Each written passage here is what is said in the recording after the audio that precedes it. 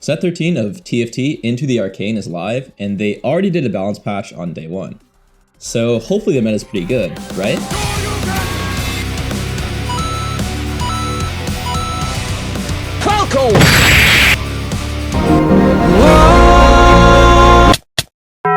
That's right, baby. Montages are back, and so is a new degen reroll comp. The best unit in TFT is Violet. Today, I'll run you through how to play 4-star Violet reroll right before she gets nerfed. Let's go. Violet is a 1-cost family pit fighter.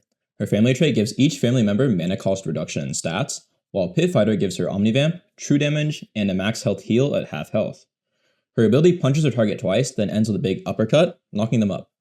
This ability has an incredibly high AD scaling, and she just got a base AD buff from the B patch. Now, while family is great and all, our best teammates are her distant cousins from Noxus, Darius, and Draven. Darius is a Conqueror Watcher, and Draven is a Conqueror Pit Fighter. In Draven's spinning axes, buff his attacks with a ton of AD. Their connecting trait Conqueror grants them AD and gives you loot as they score more takedowns, which will help with their rerolling. Speaking of rerolling, for this comp we are rolling on level 5 for 3-star Violet, Darius, and Draven. That's right, we don't need a 3-star the other family members, as we save the gold to level for more Pit Fighters instead. The bonus damage and healing from Pit Fighter on Violet is just more useful than Powder and Vander. Reminds me of a certain bridge scene. From the start of the game, hold on to all Draven, Darius, and Violet's you see. Scout around to see if anyone might contest you. While you can force this every game, you'll have a much better time uncontested. Usually this comp can carry 2 players just fine, especially if you're the one with this guide. Do not buy any XP and Econ up, putting in Vander and at level 4. You can go for a full loss streak, or a mix, as remember, takedowns on Conqueror can generate you gold from the loot. At 3-1, you can choose a slot in Powder over Darius for 3 family to tailor for a possible family augment. Family Emblem is super powerful, but you're losing potential Conqueror stacks for a round, so keep that in mind.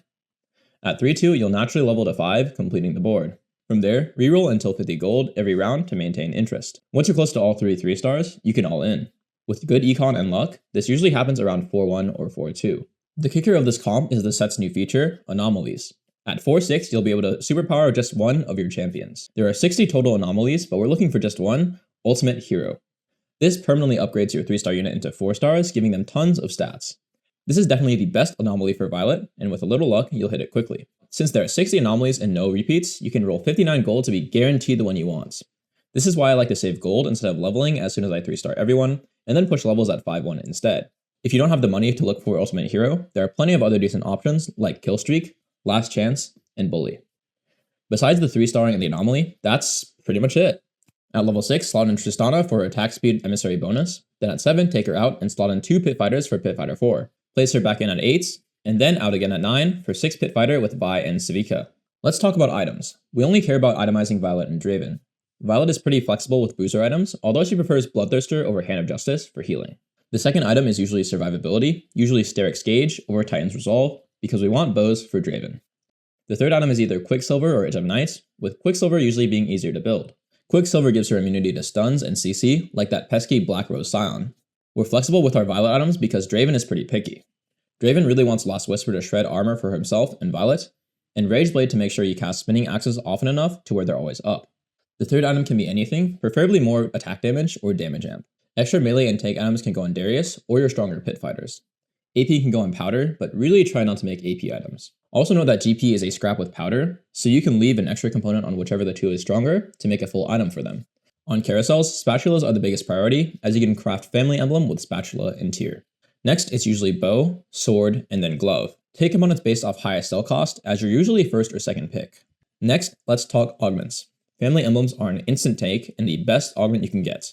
This means Cooking Pot is also great if you can get a Reforger, as you can reforge frying pans into spatulas, and then craft family with a tier. If not, generally we want an Econ or Reroll augment for the first pick, so we have enough gold to 3-star 3 units, and roll for the Anomaly. Unleash the Beast is great for all your Pit Fighters, and most general combat augments are fine. Avoid bonus item and component augments, as you don't need tank items for this comp. A highlight is Greater Moonlight, which upgrades a random 1 cost to 4-star each combat until the end of the round. If it hits one of your itemized units, that's incredibly powerful. While I would prefer to take something else, if you get Artifact Anvils, Prowler's Claw, and Silvermere Dawn are really strong on Violet. Finally, we wrap it up with positioning. This is how I like to position the comp. Put Violet in the top left or top right corner, directly against the enemy's strongest carry. This makes her likely to walk into the backline quicker after killing a unit in front of her, or lets her wrap in. This does expose her to damage, but that actually feeds her mana to cast more and kill units faster. If you find she gets bursted too quickly, you can place her in the second row and let her walk up. However, the later pit fighter bonuses will help alleviate this problem. Next to her is Darius and Vander, and then the rest of your pit fighters.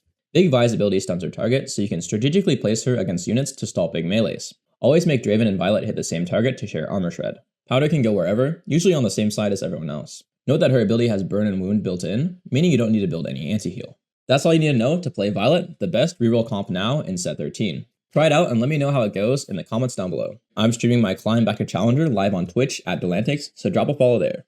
By the way, if you play Pokemon TCG Pocket, I've been posting deck lists and guides on Shorts and TikTok, so check those out too. I can't guarantee when I'll be back, but I guarantee you that I will. Thanks for watching, and climb on.